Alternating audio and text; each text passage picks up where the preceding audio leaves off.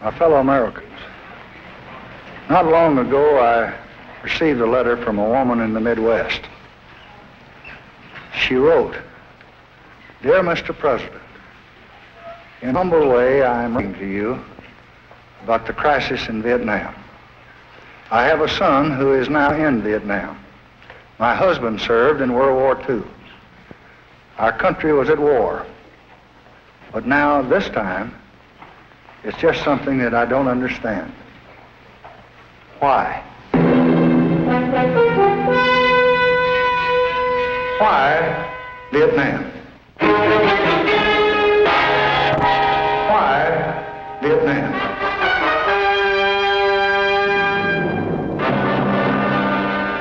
Why Vietnam?"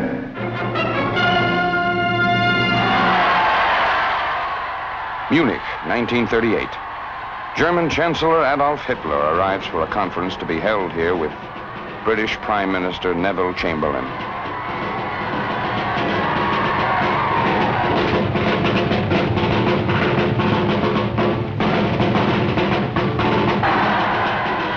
This meeting will long be remembered, for it opens the door to the dreams of dictatorship. Peace in our time. A shortcut to disaster.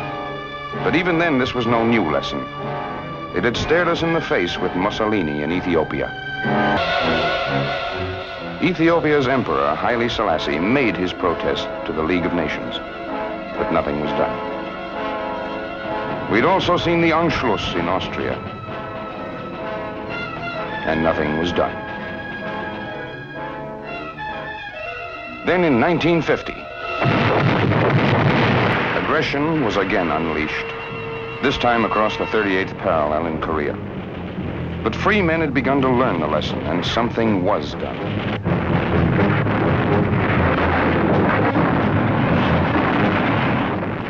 The lesson had been learned, and President Johnson had phrased its meaning well.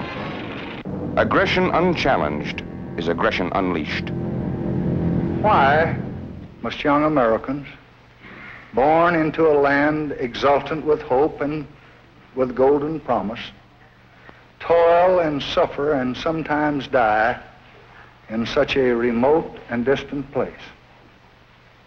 The answer, like the war itself, is not an easy one, but it echoes clearly from the painful lessons of half a century. 3 times in my lifetime, in 2 world wars and in Korea, Americans have gone to far lands to fight for freedom. We have learned at a terrible and a brutal cost that retreat does not bring safety, and weakness does not bring peace. Hanoi in 1954 reflects the ravages of long and bitter warfare. But for now, the fighting is over. The French are leaving. The red star flies over Hanoi as the communist forces move in. At a conference in Geneva, an agreement has been reached. It divides Vietnam into North and South, turns over the North to the communists, and marks the end of French colonial rule. The agreement also provides the machinery for bringing true peace to Vietnam, if the communists act in good faith. This is a bright victory for the communist world, and there are smiles. But not on the faces of the more than 1 million Vietnamese who desert their homes and flee southward rather than live under a communist regime. From then to now, the basic story of United States help to Vietnam is simple. The communists have steadily increased their pressure on South Vietnam. South Vietnam has asked for greater support to resist that pressure and has received it. So increasing communist aggression has called forth increases in the scope of United States counteraction. But United States policy has remained the same. We are committed to helping a free people defend their sovereignty. Let us trace the history of that commitment.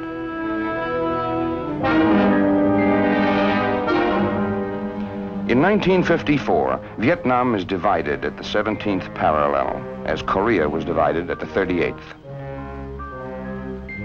She faces the future with an imaginary line running from border to border, symbolizing a separation which is far from imaginary. In the north, Ho Chi Minh, communist leader of North Vietnam, plays the kindly, smiling grandfather. But behind the smile is a mind which is planning a reign of terror in South Vietnam, in which children and adults alike will be the victims. In South Vietnam, peace brings a fresh beginning. The people set about building new homes, new hopes. Free elections are held in the South alone when it becomes clear that the communist regime in the North has no intention of permitting genuinely free elections in its half of the country.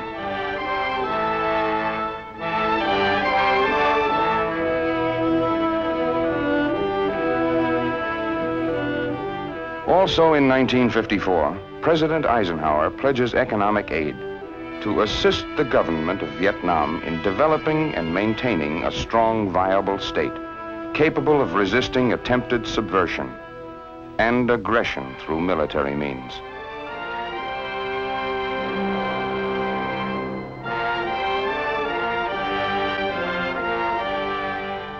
Land reforms redistribute farmlands in the South so that farmers own their fields and reap for themselves the fruit of their toil. With American economic aid, the South begins to prosper, and the hopes of the people are for peace.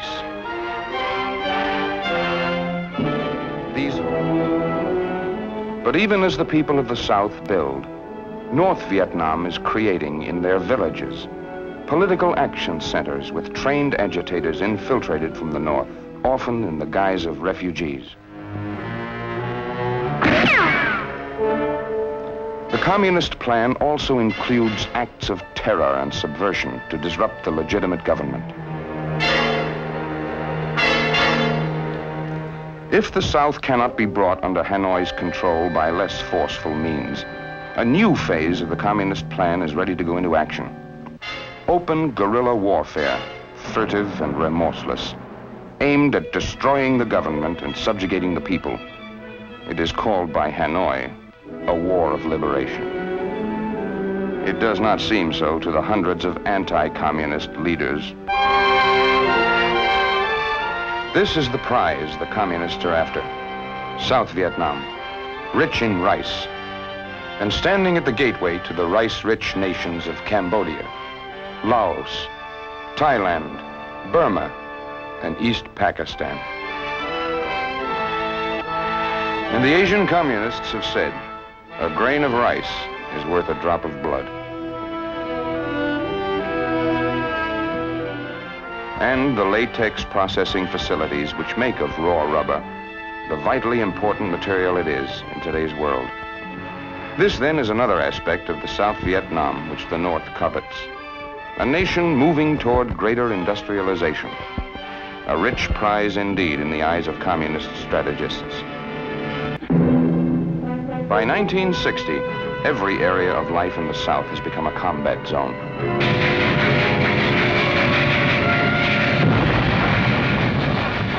This is a different kind of war.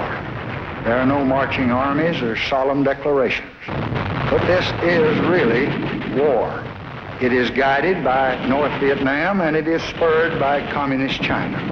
Its goal is to conquer the South and to extend the Asiatic dominion of communism. And there are great stakes in the balance. America promises substantial military and technical aid, machines and equipment to resist aggression, and the trained men to teach Vietnamese fighting forces how to put them into effective use.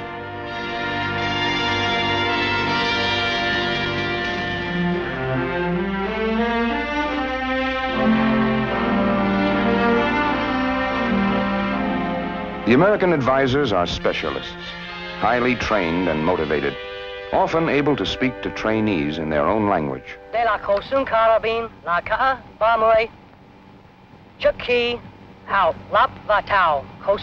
Instructors and advisors willing and able to teach. Find men whose freedom is at stake, eager and quick to learn. At this time, however, the Americans in Vietnam are there only as advisors.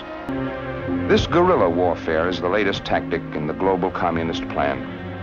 Korea showed that the free world would meet and stop conventional invasion.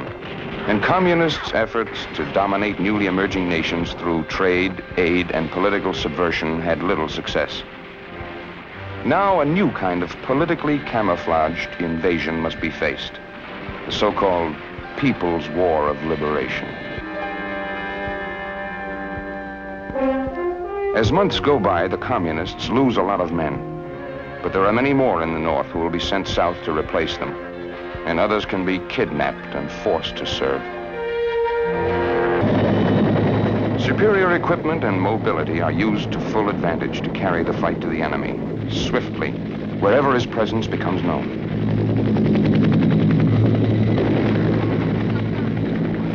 The Vietnamese soldier is quick to grasp the techniques involved in copter-borne counteraction to guerrilla raids on country villages, and he uses his new knowledge well.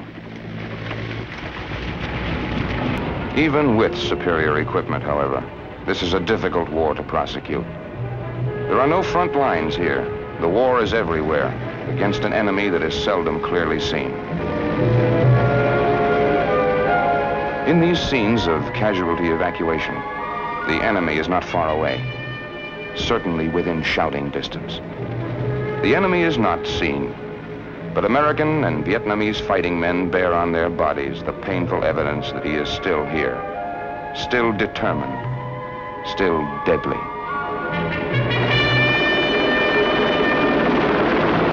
But as North Vietnam continues to send in fresh cadres, there is a growing need in South Vietnam for fighting men. The losses suffered by the South in combat are cruelly heavy for a nation whose population is no larger than that of New York State.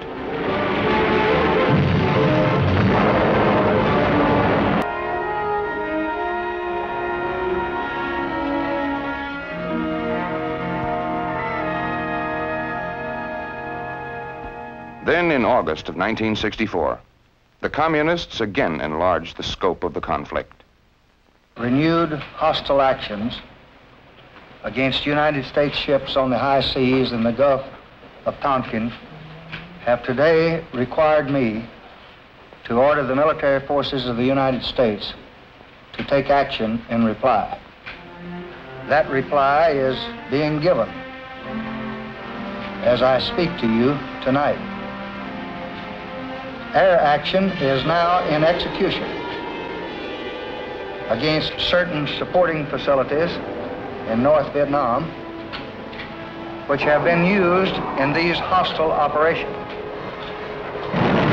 Never until now have American men and machines struck directly at communist North Vietnam. We wish to emphasize we seek no wider war. Our response will depend upon the action of the aggressors, in this case, the North Vietnamese. The key to the situation remains the cessation of infiltration from the north into the south. We seek no wider war, but we find ample evidence that there is no relenting on the part of the North. In this one captured shipment of Viet Cong arms, there are 1 million rounds of small arms ammunition. And there's no doubt about the source. The Chinese markings are unmistakable. In meeting the aggression so clearly evidenced here, we have sent strength to meet force. But we have also repeatedly sent word that we are willing to talk, as Secretary of State Dean Rusk makes plain. Our war aim in South Vietnam is peace. President Johnson has directed me to do everything possible to bring this matter from the battlefield to the conference table.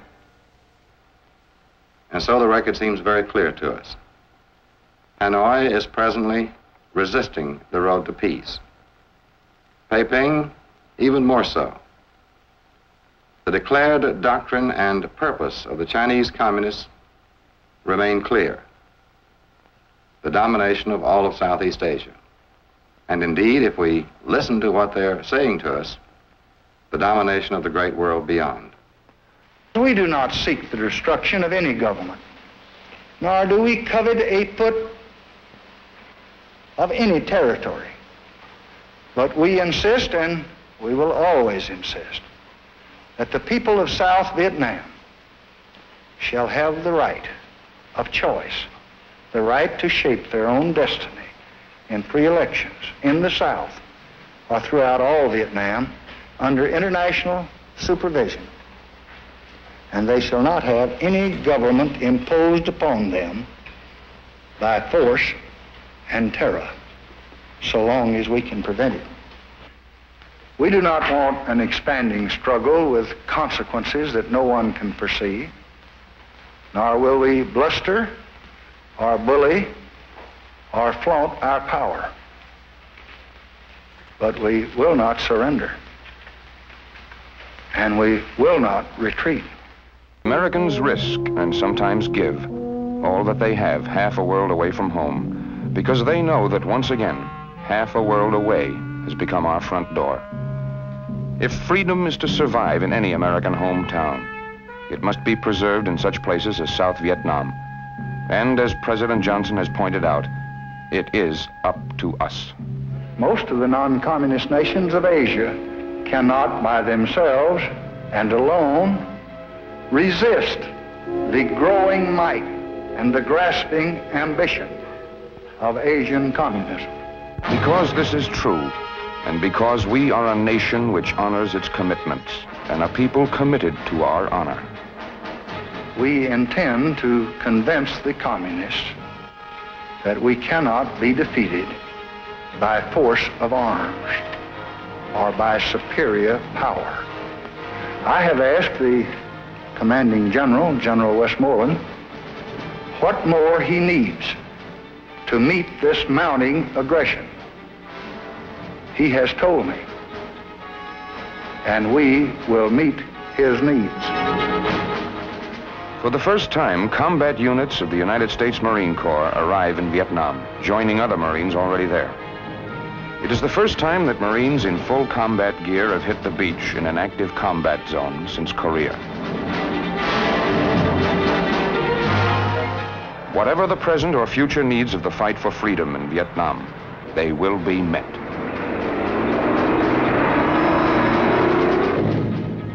American forces in Vietnam know that the communists' so-called war of liberation is no less a form of aggression than was the conventional attack in Korea. And they know that this new form of aggression must be defeated and proven unprofitable, or the communists will be encouraged to try it elsewhere with greater confidence and resources. So the war goes on. Clearly, it is the communists who have made that choice. And as always, the innocent suffer.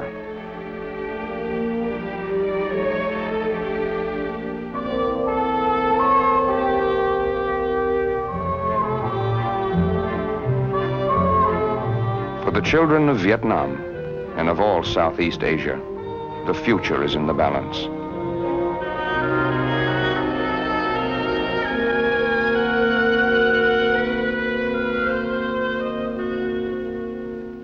If they are to realize their heritage as free men tomorrow, there are for us today hard realities to be faced. I do not find it easy to send the flower of our youth, our finest young men, into battle.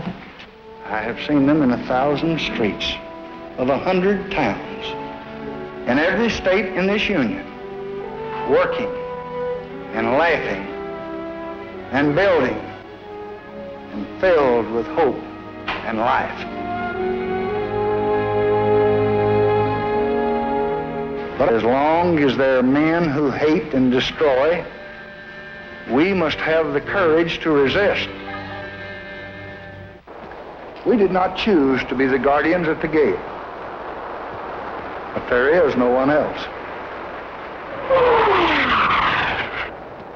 Nor would surrender in Vietnam bring peace, because we learned from Hitler at Munich that success only feeds the appetite of aggression. Moreover, we're in Vietnam to fulfill one of the most solemn pledges of the American nation. 3 presidents, President Eisenhower, President Kennedy, and your present president, over 11 years have committed themselves and have promised to help defend this small and valiant nation. Strengthened by that promise, the people of South Vietnam have fought for many long years. Thousands of them have died. Thousands more have been crippled and scarred by war. And we just cannot now dishonor our word or abandon our commitment or leave those who believed us and who trusted us to the terror and repression and murder that would follow. This then, my fellow Americans, is why we're in Vietnam.